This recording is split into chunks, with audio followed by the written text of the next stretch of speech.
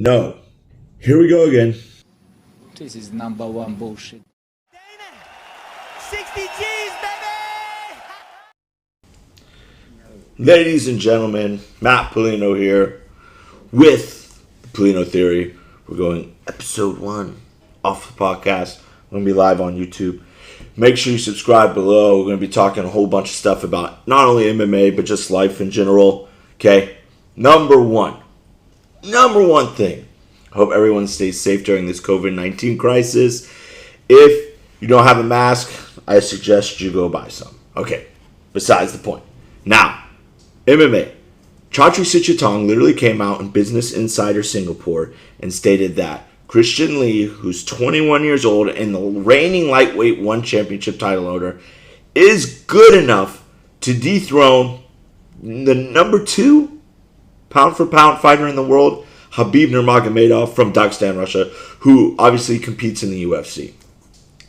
Now, it's easy to spark controversy when you know there's a 0% chance that it'll happen. And I love Christian Lee. I've seen him fight a bunch of times live.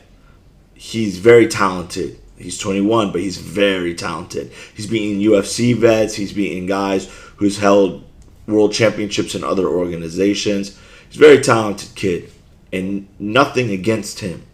But you're going up against one of the most dominant lightweights of all time, probably number 2 lightweight of all time. I just don't think he's there yet. And then, when you break down the fighters, let's say their last fight, Khabib fought Dustin Poirier, who's a very good fighter, and Christian Lee fought Sagid Arsenaliev, who's from Turkey, but he's Dagestani origin. They call him Dagi in one championship. He's a knockout artist. He's a good wrestler. And I think people get the conception that because they come from the same area, Christian Lee dominated him, that Christian Lee is going to be able to do the same things or similar fashion to Khabib Nurmagomedov. This is number one bullshit. That's just an irresponsible thing to say and very silly. Khabib is extremely good at not only counter wrestling, but using his wrestling as control to nullify your striking. And what I mean by that is Khabib doesn't have to throw strikes to get you to be defensive on the feet. He does it with head feints. He does it with his footwork. And when he uses this, it really just deaders what you can do on your feet. I mean, look at Conor McGregor. He was very flat-footed. He couldn't move around a lot. There wasn't a lot of showmanship from him during the fight.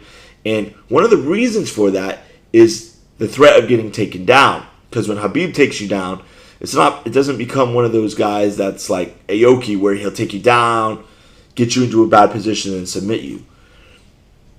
Khabib doesn't grapple you to a bad position. He pounds you. He punishes you into a bad position. And if Christian Lee were to get taken down against Khabib, he might be able to get up once or twice. But I think if he gets taken down too many times, not only will he gas out because wrestling is very tiring, but he would get finished. And he would get finished by TKO or submission. And again, this is just an opinion.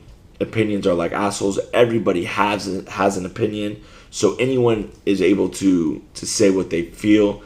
And comment below, who do you guys think will win? It's a very curious comment. Very curious discussion point in the world of MMA right now. If Christian Lee were to win, it would have to be TKO, where he catches Khabib, follows him down, and reins in with strikes. He would never submit him. They say Khabib has never been submitted in the gym at AKA. There's no way Christian Lee's submitting him. No chance. He'd have to catch him and then follow up with strikes. I think Christian Lee has a better chance of winning if it's in a ring, like one championship fights in a ring. I think he's got a better chance there, slightly. I think his chances go from 0.1% to 2% if it's in a ring rather than a cage.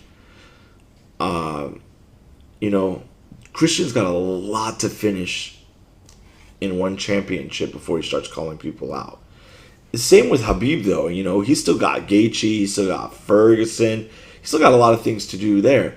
And I don't really buy the fact that every fighter in the UFC can beat every fighter outside the UFC.